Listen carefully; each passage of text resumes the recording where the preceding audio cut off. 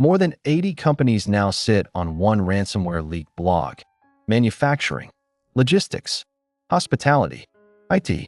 But the strangest detail is not the count. It is where the negotiation chat line actually lives. Not a server, not a domain you can seize, a public blockchain. Meet DeadLock, the ransomware crew Microsoft says built extortion infrastructure that outlasts a takedown. On August 10, 2026, Microsoft published a technical report naming the group. DeadLock first appeared in July 2025. Its model, double extortion, encrypt the files, then threaten to leak them. By the time Microsoft's researchers finished their write-up, the leak blog already listed more than 80 victims. Search for a DeadLock cyber filing and the databases come back empty. No 8K, no item 105, no ticker, no boardroom, no public company named DeadLock at all. That is because DeadLock is not a filer. It is a criminal brand, and it just changed how ransomware hides. Strip the name back to fact. DeadLock is a ransomware operation. Files get locked with the extension .dlock. Victims get two documents, a note called How Recover and an HTML page called Recovery Chat. Microsoft even found the malware checks a system's language settings and deletes itself in a handful of countries. That chat page is where this story gets strange. Microsoft's numbers: more than 80 organizations on the leak blog as of July 2026. More than half of them in Europe, the rest scattered across Asia, North America, South America, and Africa. Sectors hit include IT, mining, transportation, manufacturing, hospitality, and consumer goods. This was never a local problem. Microsoft also found DeadLock is not one lone crew. It has been deployed by multiple affiliates, including groups linked to two other ransomware ecosystems, Lynx and INC. Payment demands come in Bitcoin or Monero. Same playbook, borrowed by more than one criminal team. How do affiliates get in to begin with? Cisco, Talos, and ReliaQuest describe overlapping patterns in specific DeadLock campaigns: valid account logins, remote desktop enabled through the Windows registry, and a legitimate remote access tool called AnyDesk left behind for persistence. Microsoft's broader report does not pin one single entry point for every case. The front door apparently changes. Here is the first turn. 80 victims is not what should worry a security team. What should worry them is that DeadLock's command line does not sit on a server anyone can unplug. It sits somewhere almost impossible to seize. Open that recovery chat page and it connects you to session, a messenger built to hide who is talking to whom. Your login is not a username. It is generated straight from the credentials you type into the ransom page. Lose that login, and the channel to the attacker is gone for good. The stolen files themselves do not sit on DeadLock's own servers either. Microsoft traced the leak attachments to Wasabi, ordinary cloud storage built for regular businesses. The ransom page quietly signs into that storage in the background, using the same signed request method any website uses to fetch a file, so nothing about the traffic looks unusual. Now the strangest piece. Instead of one Tor address law enforcement can chase, DeadLock stores its actual proxy address on Polygon, a public blockchain built for cryptocurrency, not crime. Anyone's browser can read that address for free. No wallet, no transaction fee, just a lookup. Group IB traced the underlying contracts back to August through November 2025, built and quietly updated months before most defenders had ever heard the name DeadLock.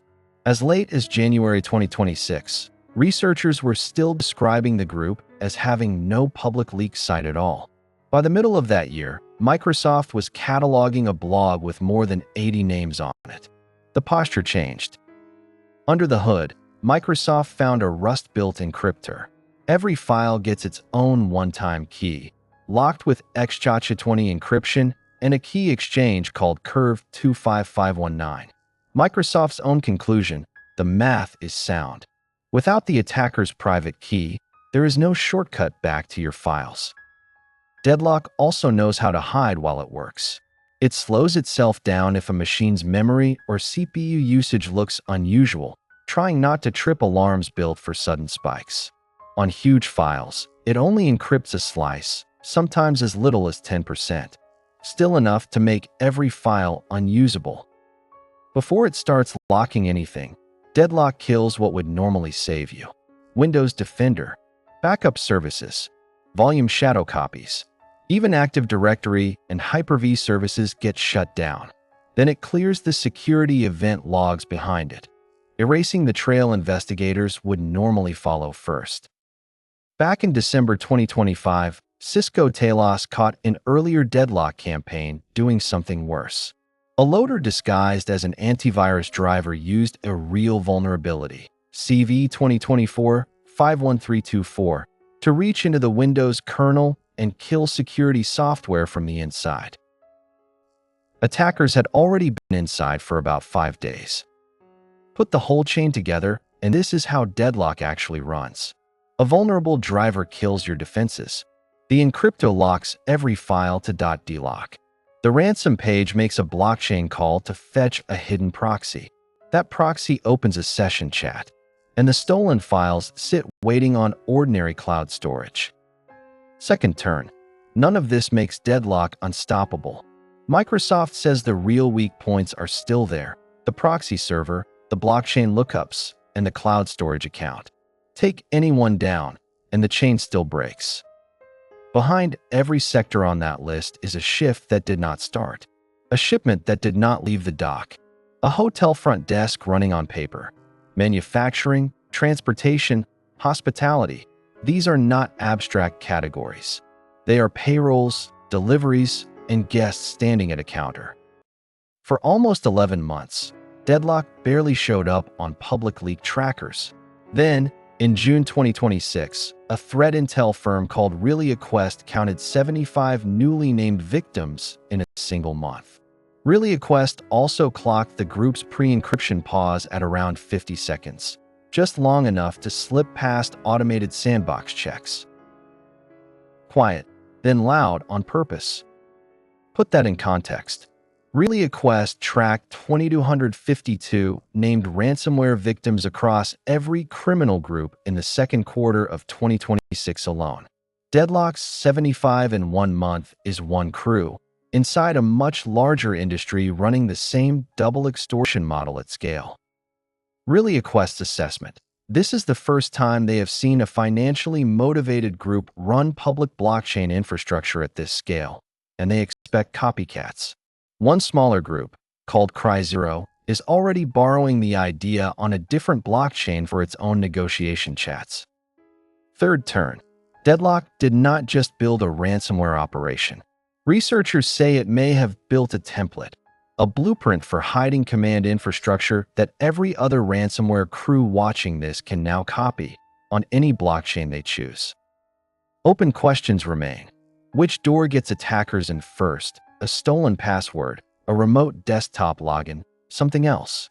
How fast can operators move that proxy address if someone finally blocks it? And how many of those 80+ victims quietly paid without ever telling a regulator? The defense is not exotic. Offline backups that ransomware cannot reach. Real monitoring on outbound blockchain and messenger traffic, not just antivirus alerts.